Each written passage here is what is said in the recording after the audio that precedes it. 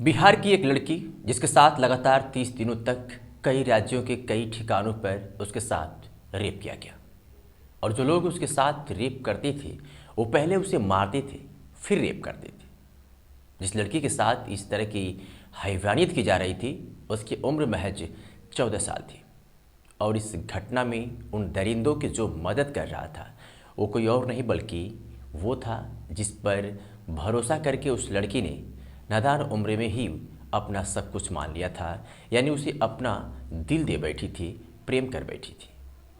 Rape करने के बाद उस लड़की को उन दरिंदों ने मानव तस्कर गिरोह को 1.5 लाख रुपए में बेच भी दिया। जब पुलिस ने उस लड़की को बरामद किया तो उस लड़की के मुंह से निकले एक एक शब्द पुलिस को परेशान कर रहे थे। रूह कँपा देने वाली इस कहानी को सुनकर आप भी कांप उठेंगे। नमस्कार, आदाब, सत श्री अकाल। मैं अरविंद कुमार सिंह। आज की जो सच्ची घटना मैं आपको सुनाने जा रहा हूँ वो बिहार राज्य की है। बिहार राज्य में एक ज़िला है जहानाबाद और इसी ज़िले का एक थाना है मखदूमपुर। मखदूमपुर थाना क्षेत्र की एक लड़की थी जिसकी उम्र महज 14 साल थी। उस लड़की को इसी उम्र में एक लड़के से प्यार हो गया। वो अपने प्यार को पाकर बेहद खुश थी। उस लड़की का जो बॉयफ्रेंड था उसकी हर बात पर लड़की टूटकर भरोसा करती थी, विश्वास करती थी। 3 नवंबर 2023 का वो दिन था जब लड़की स्कूल के लिए घर से निकली तो रास्ते में हर रोज़ की तरह उसका प्रेमी मिल गया। फिर उसने लड़की से कहा कि चलो आज तुम्हें बाज़ार लेकर चलते हैं और तुम्हें बाज़ार लेकर के चलता हूँ, तुम्हें जो खरीदना होगा वो ख़रीद लेना। स्कूल की छुट्टी होने से पहले हम दोनों वापस फिर घर चले आएंगे। अपने प्रेमी की बातों पर वो विश्वास करके उसके साथ मार्केट चली गई। लड़की के बॉयफ्रेंड ने उस लड़की को एक कमरे में ले गया और कहा कि अभी मैं आता हूँ, तब तक तुम यहीं रुको। फिर उस लड़की ने कहा ठीक है, लेकिन जल्दी आना, और हाँ, सड़क पर ज़रा संभल के चलना, आजकल सड़क हादसे बहुत हो रहे हैं। फिर वो लड़का कहता है कि ठीक है, तुम चिंता ना करो, मैं संभल के जाऊँगा और जल्दी ही चला आऊँगा। कुछ देर बाद उस लड़की का बॉयफ्रेंड 2 लड़कों के साथ उस कमरे में दाखिल होता है। फिर लड़की ने पूछा कि ये कौन लोग हैं, तो उसने कहा कि ये मेरे दोस्त हैं। लड़की ने कहा ठीक है, कब वापस चलना है? तो उसके बॉयफ्रेंड ने कहा कि अभी चलते हैं, पहले कुछ खा लो। उसके बाद सभी लोग नाश्ता करते हैं। नाश्ते के बाद उस लड़की के बॉयफ्रेंड ने कहा कि मुझे तुम्हारे साथ संबंध बनाना है। तो लड़की कहती है कि तुम होश में तो हो? इन लोगों के सामने इस तरह की बातें करते तुम्हें शर्म नहीं आती? मेरे साथ तुम जो कुछ भी करना होगा वो सब शादी के बाद ही करना, शादी से पहले मैं इन सब कामों की इजाज़त नहीं दूंगी। फिर लड़के ने कहा कि अब तुम कुछ भी कर लो, मुझे तो अभी करना है। फिर लड़की को सभी लोगों ने मिलकर कोई हाथ पकड़ा और कोई पैर। फिर बारी बारी से उसके साथ सभी लोगों ने संबंध बनाए, या यूँ कहें कि गैंग रेप किया।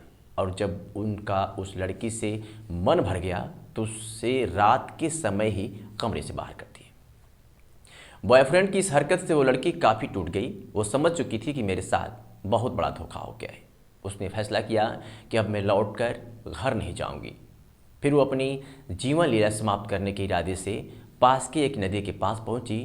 वो नदी में छलांग लगाने ही वाली थी कि वहाँ पर ऐन वक्त एक और युवक मिला जो उसके लिए उसका हमदर्द बन के उसे समझाया। जिंदगी से हार मान चुकी लड़की उसकी बातों को सुन उस पर विश्वास कर गई, उसके विश्वास में आ गई। भरोसे में लेने के बाद युवक ने छात्रा को गया ले गया और वहाँ उसने लड़की को बहला फुसला कर उसके साथ संबंध बनाना चाहा। लेकिन लड़की ने जब विरोध किया तो उसने कहा कि मेरी बात को प्यार से मान लो, नहीं तो ज़िंदगी से हमेशा के लिए हाथों बैठोगे। कहते हैं मरता क्या न करता। फिर उस लड़के ने उस लड़के के साथ संबंध बनाया और उसके बाद मानव तस्कर को सौंप दिया। 48 घंटे में कई बार हैवानियत की शिकार हुई पीड़िता का मोबाइल भी रख लिया गया और उसे साजिश के तहत राज्य से बाहर बेचने की योजना बनाई, जिसकी भनक तक उसको नहीं लगी। गया में संतोष नामक मानव तस्कर को वो लड़की हाथ लगी। फिर संतोष ने 24 घंटे में ही उस लड़की को 1.5 लाख में बेच दिया। सौदा मध्य प्रदेश के मंदसौर के रहने वाले मदन लाल व्यास से किया। मानव तस्कर की पहले से सेटिंग थी। एक कॉल पर लड़की को मध्य प्रदेश पहुंचा दिया गया। मदन लाल व्यास ने संतोष को 2 अकाउंट से 1.5 लाख का ऑनलाइन ट्रांजैक्शन भी कर दिया। बताया जा रहा है कि छात्रा को गया से पहले राजस्थान ले जाया गया।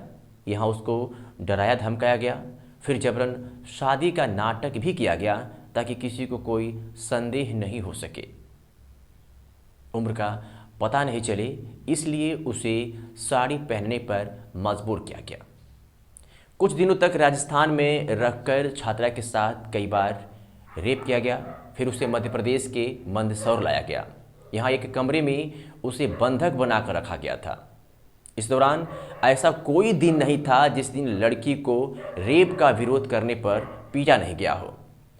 इधर लड़की के पिता ने जहानाबाद के मखदूमपुर थाने के टेहटा ओपी में बेटी की गायब होने की सूचना 3 नवंबर 2023 को ही दी थी।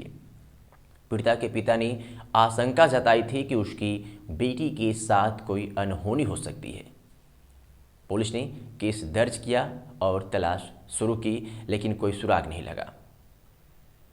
उसके बाद पुलिस ने बचपन बचाओ आंदोलन के स्टेट कोऑर्डिनेटर अरिजीत अधिकारी से संपर्क किया और सहयोग मांगा, क्योंकि इसके पहले पूर्व में बचपन बचाओ आंदोलन के माध्यम से जहानाबाद की एक लड़की को राजस्थान से बरामद किया गया था और इसीलिए पुलिस ने सोचा था कि बचपन बचाओ आंदोलन इस मिशन को कामयाब बनाने में, सफल बनाने में, उस लड़की को ढूंढ निकालने में हमारा सहयोग जरूर करेगी।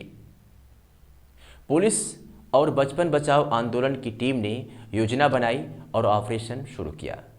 बिहार से पुलिस की एक विशेष टीम गई और बचपन बचाओ आंदोलन के सदस्यों के साथ राजस्थान और मध्य प्रदेश में आधा दर्जन से अधिक ठिकानों पर छापेमारी की। मानव तस्कर छात्रा को लेकर बार बार ठिकाना बदल रहा था और यही सबसे पुलिस के लिए बड़ी मुसीबत का था। इस कारण टीम को लड़की तक पहुंचने में समस्या हो रही थी। काफ़ी प्रयास के बाद 3 दिसंबर की रात मंदसौर के एक घर में छापेमारी की गई। फिर लड़की के साथ साथ बंधक बनाकर रखने वाले को पुलिस ने गिरफ्तार कर लिया। पुलिस कानूनी प्रक्रिया पूरी करने के बाद लड़की और आरोपित को लेकर बिहार आई। जहानाबाद पुलिस का कहना है कि लड़की को बरामद कर लिया गया है। बयान के आधार पर और आरोपियों की गिरफ्तारी की जाएगी। पुलिस ने जब लड़की का मेडिकल कराया तो पता चला कि लड़की के साथ कई बार रेप की वारदात को अंजाम दिया गया है और इसके साथ ही उसकी पिटाई भी की गई है। बचपन बचाओ आंदोलन के जो स्टेट कोऑर्डिनेटर अरिजीत अधिकारी थे, उनका कहना था कि लड़की के अनुसार जहानाबाद, गया, राजस्थान और मध्य प्रदेश में हैवानियत की गई है। इसके साथ में इस मामले में 9 आरोपियों को पुलिस ने गिरफ्तार किया। उसमें उस लड़के को भी गिरफ्तार किया गया जिसने उसे झूठे प्रेम जाल में फंसाकर उसके साथ दरिंदगी की और उसे इस जगह तक पहुंचाया कि 30 दिन तक वो लड़की दरिंदों के सितम को झेलती रही और फिर किसी तरह पुलिस के सहयोग से आज वो अपने घर पहुंची है। लेकिन उसके 30 दिन कौन लौटाएगा, 30 दिन में उसने कितने पीड़े झेले, इसका हिसाब किताब कौन करेगा, इसका जवाब किसी के पास नहीं है। वो लड़कियां जो पल भर में किसी पर भरोसा कर बैठती हैं, उनके लिए ये कहानी विशेष तौर पर है। इस कहानी से उन्हें सीखना चाहिए, क्योंकि ये सच्ची केवल कहानी ही नहीं, ये सच्ची घटना है जो बिहार की थी, हमने आपके सामने पेश की। क्या कहते हैं इस कहानी को लेकर के, और प्रतिक्रिया कमेंट सेक्शन में ज़रूर दीजिएगा। चैनल पर नए हैं तो सब्सक्राइब कर लीजिएगा और ये अगर कहानी और ये वीडियो पसंद आई हो तो लाइक कर दीजिएगा, दोस्तों में शेयर भी कर दीजिएगा। कल मिलते हैं ठीक इसी समय, तब तक के लिए चाहेंगे इजाज़त। नमस्कार।